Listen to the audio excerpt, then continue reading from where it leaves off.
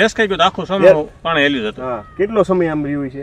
3 મહિના દેશી તુરી એમાં બહુ ફેર. બરોબર. અત્યારે જોતા એવી લાગે છે કે 25 થી 30 ની વચ્ચે પાકું રહેશે. એ કાઢી ક્યાં સુધી કાંઈ કર્યું જ નથી.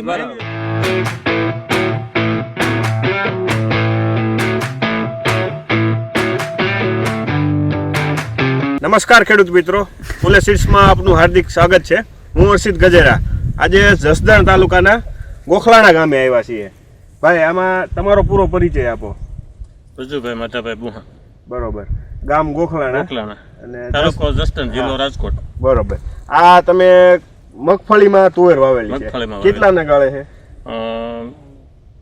4-15 ના હતા, એટલે 5 ફૂટનું પાટલું છે. બરોબર. 60 જેવું થયું. બરોબર. 60 ના ગાળે છે. અત્યારે જો તમે ઊભું રહેવાની જગ્યા નથી, ડાળીઓ અડી જાય છે સામે સામે.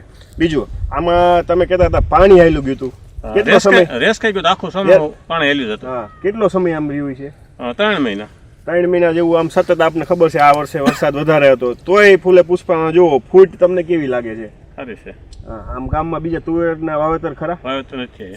દેશી તુરી એમાં બહુ ફેર. બરોબર. ઓલી ખાવા પૂરતી વાવતા હોય.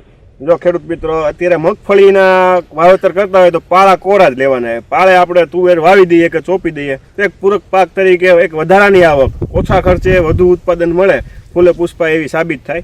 ફૂટે સારી છે. બીજું તમે આમાં જોયું હશે કે ફ્લાવરિંગમાં એક ઝુમખામાં ઓછામાં ઓછી 4 થી 6 સિંગું છે. બરોબર. અને એક સિંગમાં 4 દાણા જોવા મળે. કેવું લાગે તમને? કેવું ઉત્પાદન થશે? ના, સારું થાય એવું લાગે છે. અને આમાં મગફળી કેટલી કાઢી લીધી પેલા? મગફળી આમાંથી 27 મણ વીઘે મગફળી નીકળી. અને પ્લસ આ તુવેર છે એ નફાની. હા, તુવેર અત્યારે જોતા એવી લાગે છે કે 25 થી 30 ની વચ્ચે પાકું રહેશે. કેમ કે આમ જુઓ તમે, આ 1.5-2 ફૂટ સુધી, 2.5 ફૂટ સુધી જેવી છેડવાની હાઈટ આ તો ઢળી ગયા છે. આમ ઊભા કરો તો આ 7.5-8 ફૂટ સુધી, મારી 6 ફૂટ હાઈટ છે. હાથ ઊંચો કરું ત્યાં સુધી આ તમારે સિંગો આવી ગઈ છે.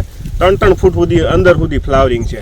એટલે આનું ઉત્પાદન 25 થી 30 ની વચ્ચે પાકું રહે. આંતરપાક તરીકે છે છતાં એમ. હા, આંતરપાક છે તોય તો તમે ખેડૂત મિત્રો જાતે જ નક્કી કરી શકો કે આંતરપાકમાં કયો પાક વધારે નફાકારક નીવડે.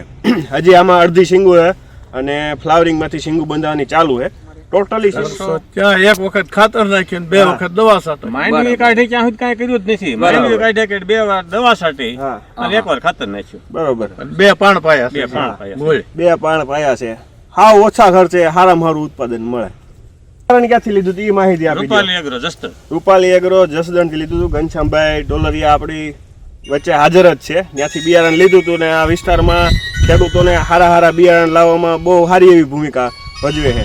ફરીથી આપણે પાછી મુલાકાત લેવું. ત્યાં સુધી રજા આપો. ધન્યવાદ. નજીકના ડીલરનું સરનામું અને કોન્ટેક્ટ નંબર મેળવવા માટે નીચે આપેલા નંબર પર સંપર્ક કરો. ધન્યવાદ.